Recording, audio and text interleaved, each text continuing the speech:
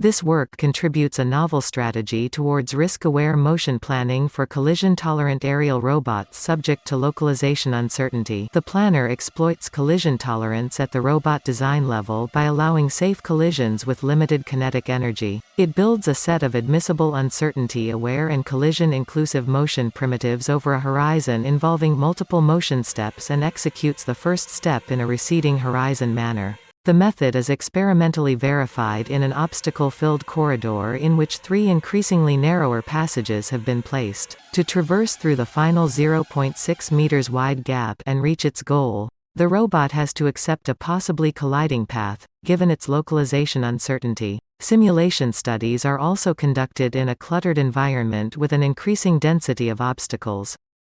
For both experimental and simulation studies, the prediction horizon is 2 steps.